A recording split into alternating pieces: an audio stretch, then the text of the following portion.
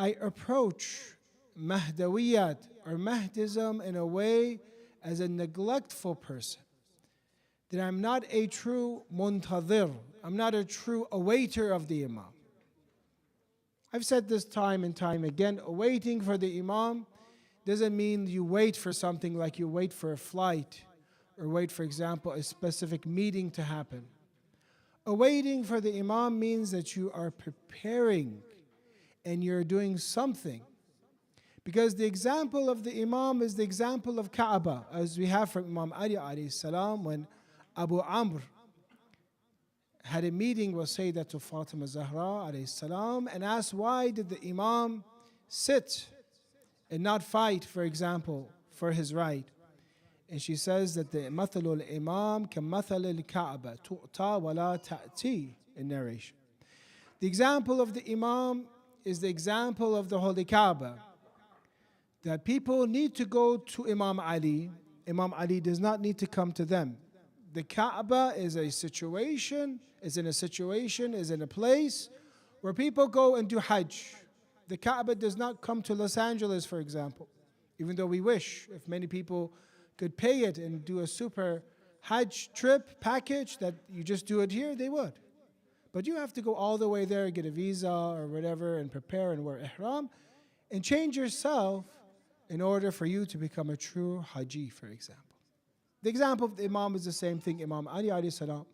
Because if God willed, through majestic power, could have had the Imam become powerful and wipe out all his enemies. He could have done this to Rasulullah. There would be no wars. Why did Rasulullah even fight? He could have just demolished everyone right there, the first day. Why did it take 13 years, for example, in Mecca? Why did it take 3 years of siege in Sheba Abi Talib? So we understand from this that mankind is an effective force by the permission of God in his own destiny. And that we have had throughout history many good people, many great ulama, scholars. Some of them has visited the Imam of the age. They qualified to visit him. Because to meet the Imam of the age and the age of occultation means that the Imam wants to meet you. Allah wills for you to meet, means that there should be some similarity with you and the Imam. Imam wants to meet you. He does not want to meet somebody that is just talking about dunya and his heart is full of sin all the time. He wants to meet someone that resembles him in some way. And we see the greats, that in the book Najm al-Thaqib, Muhaddith al-Nuri brings 100 occurrences of people who have met the Holy Imam. And you see they were great individuals. Some of them scholars, some of them non-scholars. But it is possible to meet the Imam. We'll talk about this tonight.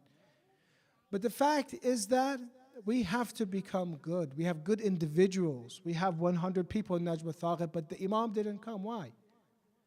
Because collectively we have to become good. The Ummah has to become good. We have to become powerful. We have to have influence over the world. Just how Rasulullah had power through his people, through Imam Ali alayhi salam, through the money of Lady Khadija, for example. Also, Imam Mahdi needs companions. Imam Mahdi needs an army. Imam Mahdi needs supporters. Because if Allah willed just a miracle to give him victory, he could have done it with Imam Ali alayhi salam or the Prophet, for example.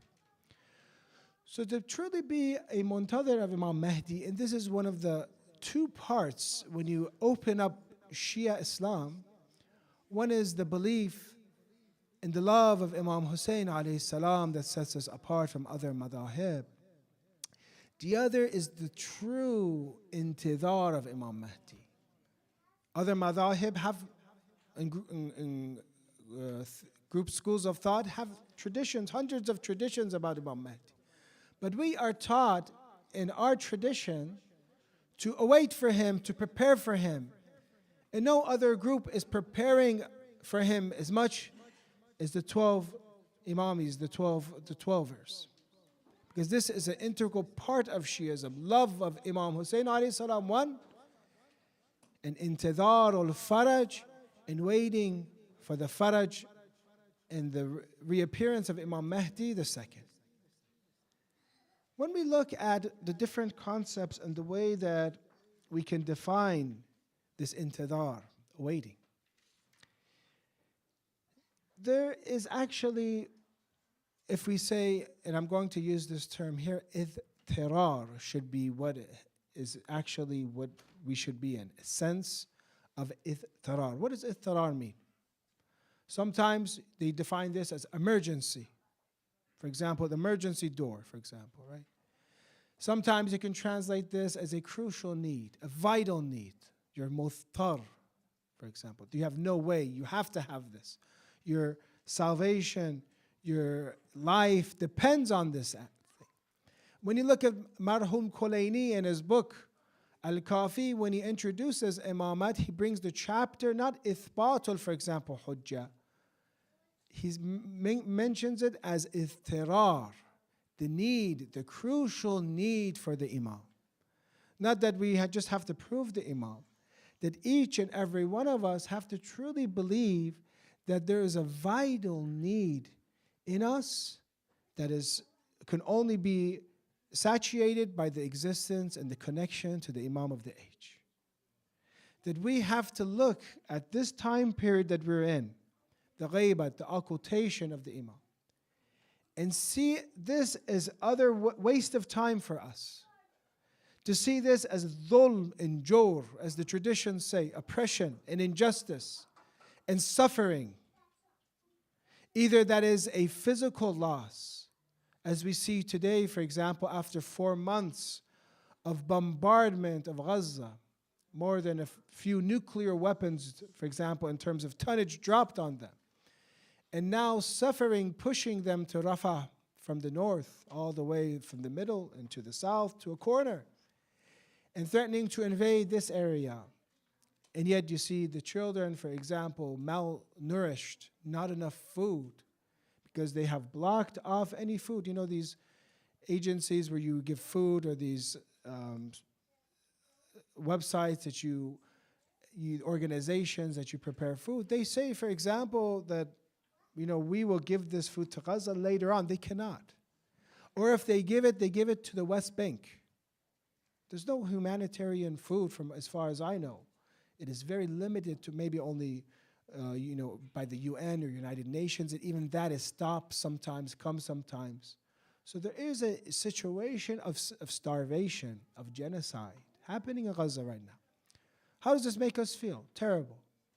What does it make us do? It helps us become muttar.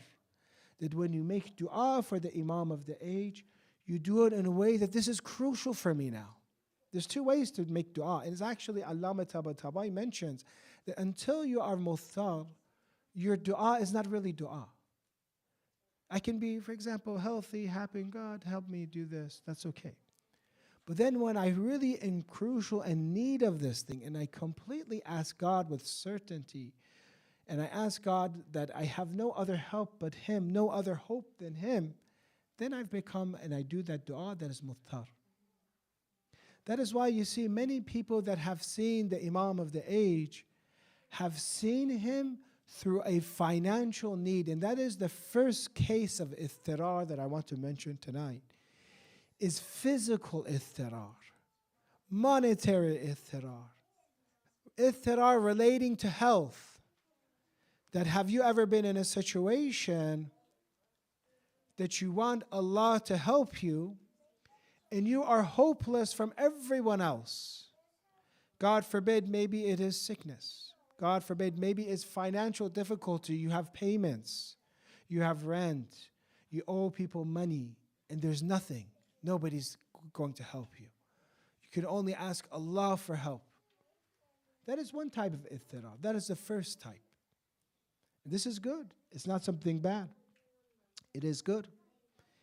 And you see, for examples I'll give you is the example of Nadir Shah. Nadir Shah was a brutal Persian king.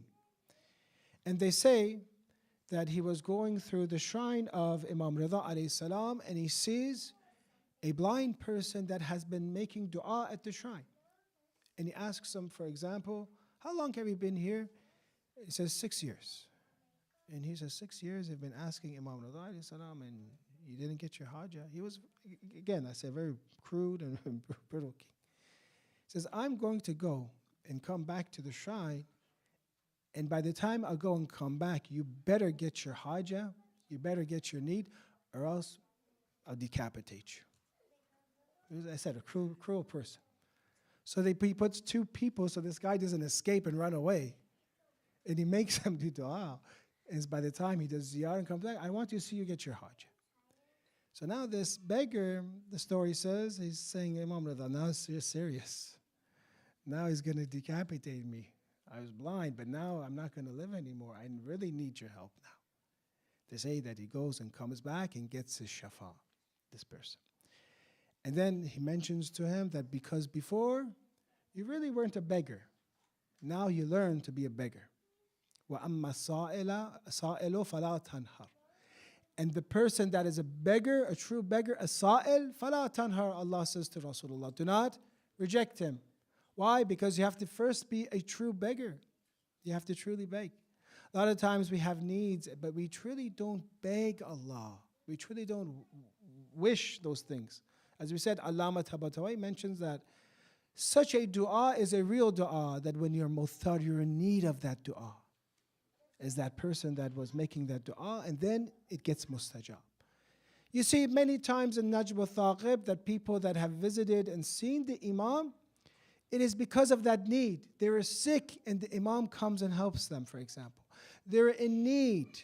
Maybe they were stuck somewhere and their life depended on it. And they didn't have anyone to ask, and they ask, Ya Hujjat ibn al-Hasan, they ask Imam Mahdi, help me. And someone comes and shows up and helps them because they were muhtar. But I ask you this question, what is the problem with this first type of iftirar, this type of feeling that crucial need for the Imam? What is the problem that if I have a physical need, if I have a monetary need, if I have a need for my health, then I ask the Imam, even though I should, because who else I'm going to ask? Because they are Babullah, they are the doors of Allah. Imam Jawad alayhi salam, for example, was the door of Allah. He was 8 years old as an Imam, and Allah wanted to make sure and establish his Imamah. So many miracles were performed by Imam Jawad alayhi salam, and his name became Bab al-Murad, because his answer what the people wanted, because 8 years old. What is the problem though if I only approach the Imams in time of need? If I only approach God in times of need? The problem with this is that when I get my hajjah, when I have my need, I also say goodbye. I had a friend, he said that I'm going to go to the shrine, I'm going to get my stuff, and I'm going to leave. Because I'm muhtar, I need things. And many people, if you look, a lot of people that sincerely cry, and I said, you cannot say anything against them. And we need to do this. That God forbid there are situations that you need just to go to the shrine and ask and beg. And then you'll see the many miracles that, for example, the shrine of Imam Rida, they record these books and books of miracles performed by those that are muhtar. But the problem is once you get it, you leave. The Quran mentions this too, with dua. When they're in the ship, for example, they do dua, mukhlaseen lahuddin, for example, they pray. But then when they get to the shore, then they forget Allah. So the second type of iftirar that we have to imagine, first of all, to answer this is that all of us should be muhtar in this first. Don't think that the fact that you live in America and most people here, are generally middle class. Most people here, I think everyone here, owns a refrigerator. You can't even imagine it going to a village or something where nobody has a refrigerator. Or if you wanted to own, you probably have a big screen TV, probably. Especially after the Super Bowl, you have to make sure you got the big screen TV to make sure you didn't miss anything. That shows that even if, what I'm trying to say is, even if you have your income, you have your house, you still are in that first category. How am I still in that first category? Because you are circled, your life is circled with bala and you don't even know it. Your life is circled with tribulations, with dangers, with threats, and I overlook those. For example, I drove here. It's actually dangerous when you think of it. How many times you see an accident on the way here, just a huge accident? That could have been me, for example. Or sicknesses, how many people are sick, for example, all the time? Sicknesses there's no answer to. And we think that I am immune to this, or I am protected for this for sure. It's just Allah is protecting me. So even when you're in need, some say those that are in need are in more ithirar and more of a crucial need of God's rahmah and mercy. So the first stage is that we think all of us, just to survive, just to live, we need to have a compassionate, powerful Lord that takes care of us. And the fact that we have survived so far, we have lived in this world, we're healthy, we are not hungry right now, for example, this is from Allah. Or else life in general is full of bala. Okay? The second type of ithirar or need is when a person knows that life is not limited to 70 years. Life is not 60, 70 years. Life from now for you is infinite. There's no death for you. There's transfer of life, but it's infinite from now on, because the people in hell even wish to have death. La yamutu fiha wa la yahya, for example. There's no death in it. There's no life again in it. They eat and drink in hell even. They consume zaqum, for example. They consume boiling water. That is their food. And they wish they were killed and annihilated, but they're not. And if you go to heaven, inshallah you do, there's abadiyah for you. But for this abadiyah, for this journey, you need to have provisions. You need to have something. You have to have something for yourself. You can't go on an infinite journey without anything. Who provides you with these provisions? How can you be guided to know what is good for you, what is bad for you, what is a provision, what is, for example, a zad, something you can take for yourself? It is Allah and the divine guides, the divine books. They tell you what is good for you, what is going to be a dhakhira for you, what is going to be kept for you. You need to have the Imam guide you. You need to have the Imam take you to advanced levels of Iman. And this is the ithirar that many people don't realize. Even though the first part, which is a need of Imam Mahdi, either personally or for the entire world, very important, and we need to have it, especially when you realize what's going on in Palestine or around the world. You need to have justice because he will fill the world with justice. You need to have enough for everyone. We wish we had. We need to have health for everyone, for example. We're tired of being lied to. We want to know the truth. That's all good. But this second type is that I realize that my life is going nowhere without the Imam. That if I am created to reach perfection, and I'm just going to be stuck here for 60, 70, 80 years without having a divine guide, without having an infallible Imam, so I can ask my questions, so that I can look at, that I can speak to, that I can love, I can say salam to, he can answer me, then my life will be wasted. Would you agree with me or not? That if you lived in the time of Imam Ali alayhi salam, and Imam Ali alayhi salam was your Imam, and you lived either in Kufa or in Medina, and you had the opportunity to learn from Imam Ali, you had the opportunity to be the neighbor of Imam Ali, you had the opportunity to be the soldier of Imam Ali, then your life and your Iman would be much different than being 1400 years away from Imam Ali, being in a continent away from Imam Ali, in the tradition, the culture of Imam Ali's culture. So unless you realize that I'm wasting my life here, that I had capacity, I had potential, and I am at this stage of Iman and Ma'rifat, but if the Imam, and when he comes back and I am alive, he will raise me to this much, then I truly won't view myself being muthtar, in need of Imam Mahdi. I need him for that journey which is for abadiyat, which is forever. I need him to be able so I can reap as much hasanat and good in this world as I possibly can. I need him to perfect my salat so I can truly learn and watch a salat that is 100% real. I need him, for example, to show me akhlaq and show me good behavior and patience, so that when I see this patience and good behavior, I could just take this as an example and have it myself. So you see, brothers and sisters, that when you really think of it, the occultation of the Imam is one of the greatest balas for us. Until we wake up and we are mindful that they have taken away, those that did dhulm to Imam Ali have deprived us of imamate. That's why the tradition says whenever there's injustice in this world, there is also recorded for them, the usurpers and those that have harmed Ahlul Bayt. Because we are in a position, in a stage where we cannot grow. True, I'm not trying for you to lose hope. Yes, there's still duties that we have wajibat, but that perfection and kamaluddin and tamamul ni'mah is the Imam of the age. That's why that book that Shaykh al-Saduq wrote, Kamaluddin wa Tamamul Ni'mah, the perfection of religion and the finalization of God's blessings, is about Imam of the age, because he is Kamaluddin, he is the perfection of deen. Do not think that you can reach Tawheed and the oneness of Allah without the Imam of the age. Some of our scholars understood this so greatly, the connection of Imam Mahdi and Wilayat, that you have to pass Wilayat to reach true Tawheed, saying that every problem we face is because of separation from Imam Mahdi. It takes a while for someone to digest this statement, but I want you to think about it. Every problem we face is from separation from Imam Mahdi. Because he is Babullah, he is the door of Allah.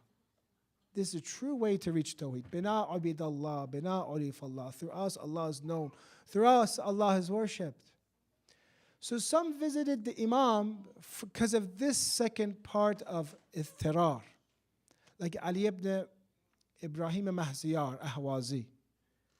He was a person that he just wanted to visit the Imam just to visit him, just so he can become complete, Ali ibn Mahziyar Ahwazi.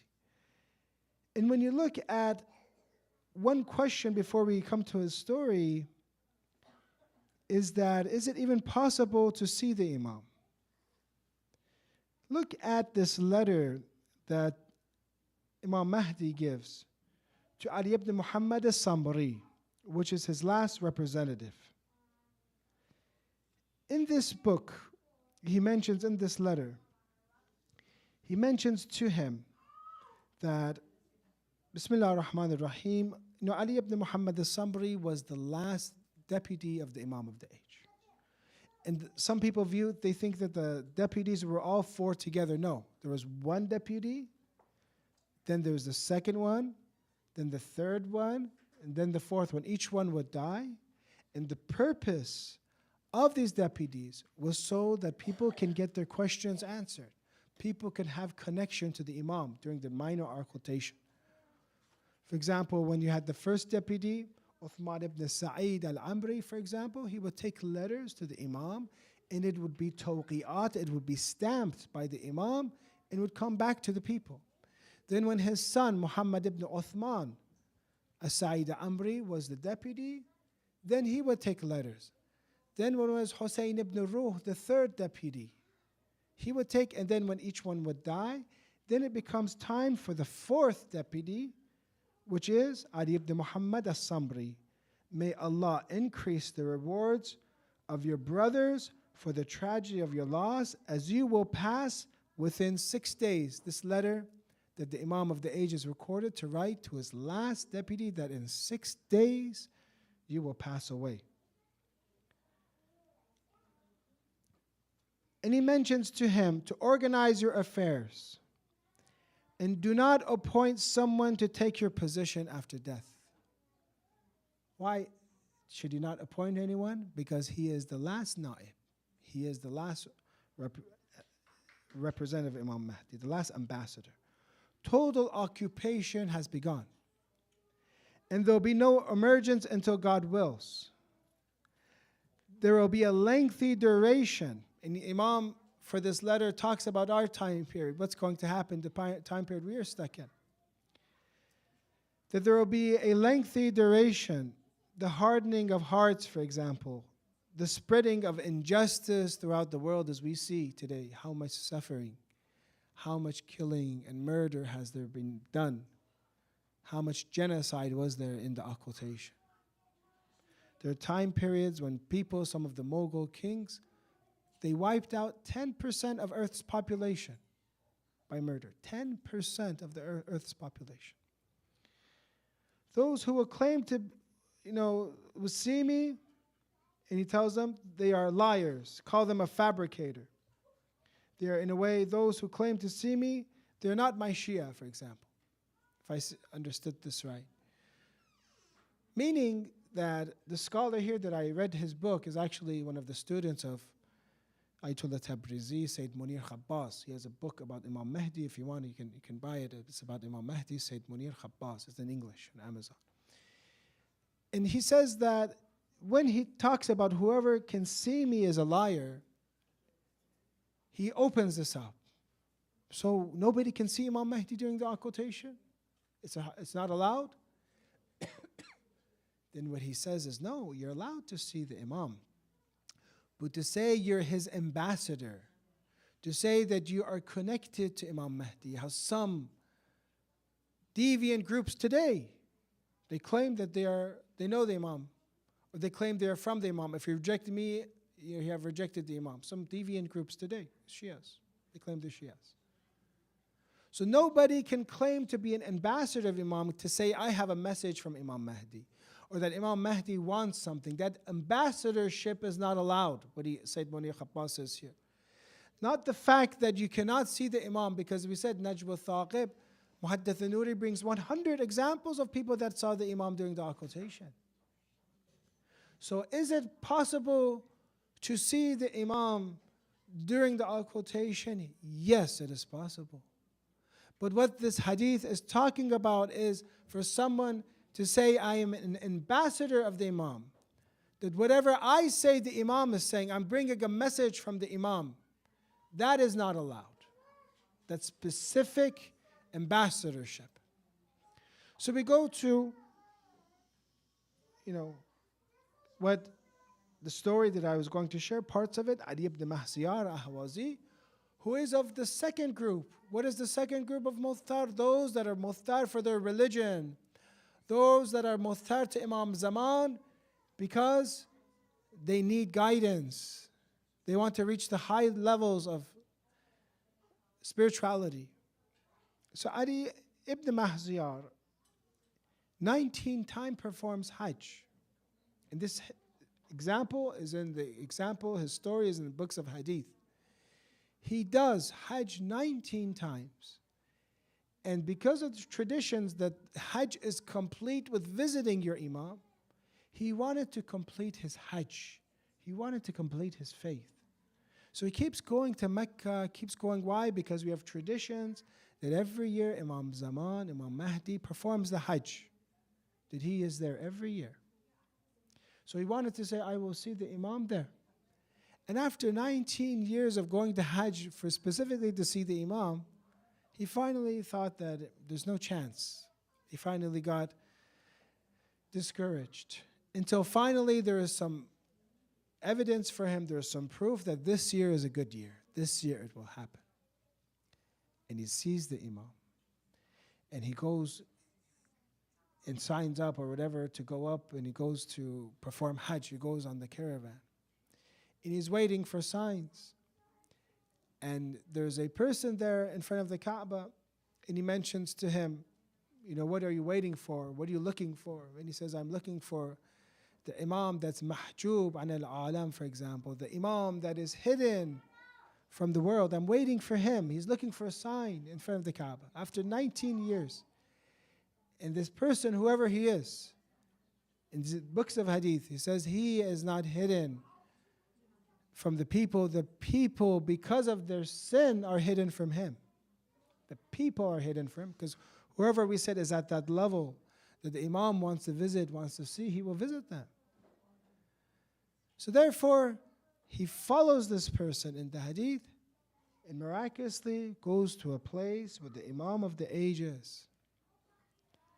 And the Imam tells him that, where have you been? Just paraphrasing from now. Where have you been? I've been waiting. نتوقع, for example, لك وعليك ليلا ونهارا. I was waiting for you day and night. Ali ibn Mahziyar, where were you? We were waiting for you. Sometimes we think that we are waiting for Imam Mahdi, but he is waiting to see us. He says, where were you? And then he mentions to him that I didn't have a dalil, I didn't have someone to guide me to know where you are. I was looking for you. The Imam corrects him and says, no, it is because of, and he mentions a few sins, because of the sins that you were, for example, you didn't help people, you didn't help the oppressed of the Shia, for example, because you cut off relations with your family, because of different things, you were hidden from us. This was caused you, basically, for you not to see me. So you see that this is the second type of ittirar, which is the ittirar or urgency or emergency that a person has for their deen. And until we don't have this ittirar, we are not going to be able to bring the Imam back. So this quality of being muhtar is probably the most important quality of an awaiter. And that is a quality that I am tired of this life, tired of oppression, tired of a life without religion, tired of a life without tawheed, tired of a life without truth, tired of a life without security, tired of a life without true health, tired of a life without knowledge. And that person rises as how Bani Israel, dhulm happened to them. The Pharaoh committed crime upon them. Until finally they became and they reached a situation where they said, we will not take this oppression any longer, collectively. And they made dua for Prophet Musa alayhi salam, and they brought their Savior 170 years about faster because they were muhtar. It was vital, it was urgent. They had that sense of urgency because the Pharaoh is murdering us, is killing us. That is why we have statements. I'll end with this from Ayatul Bahjat, for example, and he says to pray for the Imam with that state of urgency, with that sense of emergency, or else Allah will bring a situation for you, well then you will pray for him in urgency. Either we do it at the time of health and wealth, and we truly ask Allah to bring back our Savior and prepare. And hopefully maybe Saturday we'll talk more about this sense of urgency and what we can do as a community to help the Imam, inshallah, to take some of the burden off his holy shoulders. And that will happen when we feel the sense and that we can, inshallah, say that whatever I'm going to do from tonight on, and this has always been my intention and hopefully the intention of, which is the scholars, that whatever we do, we are doing it for the dhuhur of Imam Zaman. And that whenever I help the center, whenever I volunteer for the center, is Imam Zamani. There's no nafs in it. There's no desire in it. I'm not saying I'm a sincere person, but this is how we should be. Everything should be for him, and we are urgent. And we are feeling this emergency that we have to run, we have to gather, we have to unite. And these are, characteristics that of the true muntadhar, those that are truly awaiting. I ask you all to, inshallah, attend the unity picnic that we have, that will be hosted in City of Knowledge this Sunday at 12, and tell others about it, share it, because, as we said, you need this unity and collective goodness and this power so that we can, inshallah, assist the Imam and that we can help him fulfill his goals, inshallah. We ask Allah to expedite the return of Imam Zaman, inshallah. Allow us to learn more about him. Allow us to love him more, inshallah. Allow us not to be unmindful of him, to always think of him. To forgive the sins of our deceased, to bless the souls of our marhumeen, to give shafa to all those that are sick, to give protection to the madhlumeen in Gaza, inshallah, and throughout the world, and to expedite the return of the Imam with his salawat ala Muhammad.